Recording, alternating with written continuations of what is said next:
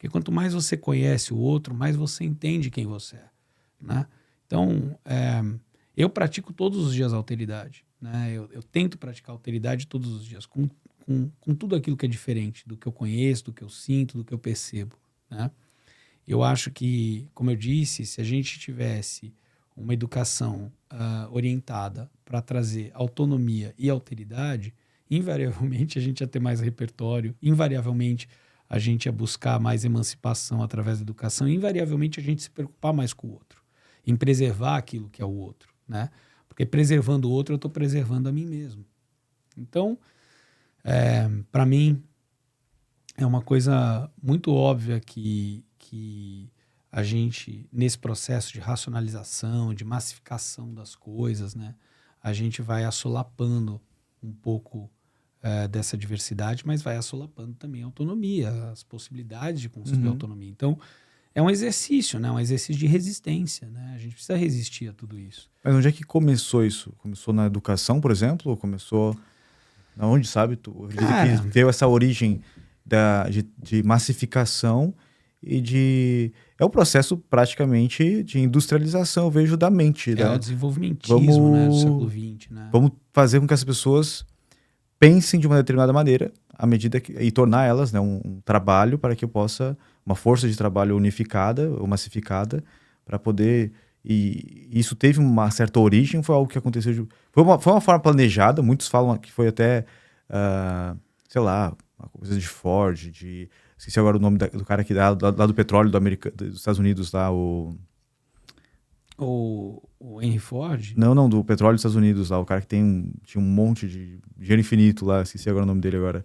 E ele basicamente trouxe essa questão de realmente, pelo menos o que dizem, né? De trazer a educação, mas só o suficiente para que gerasse bons trabalhadores. Então, não sei de onde...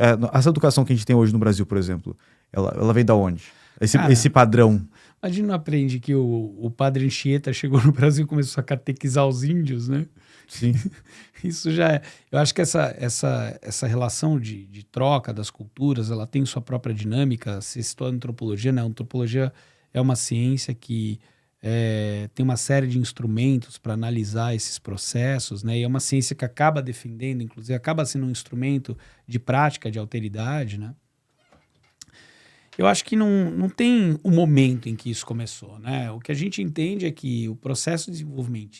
Tem muitos tipos de capitalismo, né? Eu acredito muito nisso, né? O capitalismo ele vai se transformando ao longo da sua história. A sua história é uma história complexa, uma história de 500 anos, né? E esse capitalismo ele vai se transformando, ele vai se mutando, se adaptando a determinadas realidades, né? Conjunturas sociais, conjunturas biológicas, né? Conjunturas naturais, e a gente vai, de alguma maneira, entendendo que, claro, se você pratica um capitalismo desenvolvimentista, ele vai, de alguma maneira, atropelar processos, ele vai atropelar culturas, então você tem que praticar talvez um tipo de capitalismo diferente, né? Que não esse capitalismo. Eu fico pensando o seguinte, né? Imagina o board da Coca-Cola, né? Você está lá, você está na Coca-Cola, você é o CEO da Coca-Cola. Pode falar Coca-Cola? Não sei. Mas não estou patrocinando, mas você tudo bem. É um CEO da Rexona, brincadeira. Você é o CEO de uma grande corporação. E aí, de repente, chega uma pessoa do board e fala assim, olha, se a gente montar a fábrica naquele lugar, a gente vai estar externalizando nossos custos de produção e a gente vai faturar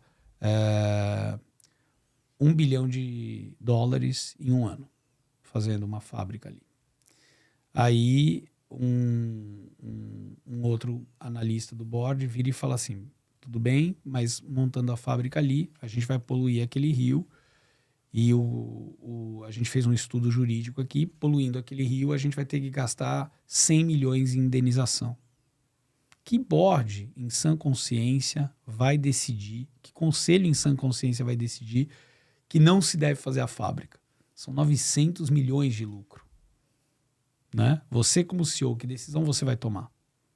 Então o capitalismo desenvolvimentista, esse capitalismo que ele cria uma espécie de falsa dualidade entre natureza e cultura.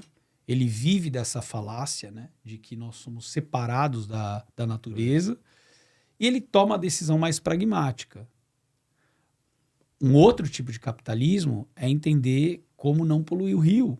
Ainda que você tenha menos lucro, você tem um lucro...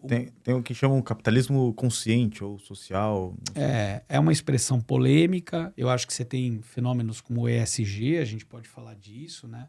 Aqui eu estou falando de uma questão ética mais básica, né? Como que você toma essa decisão mantendo uma ética capitalista?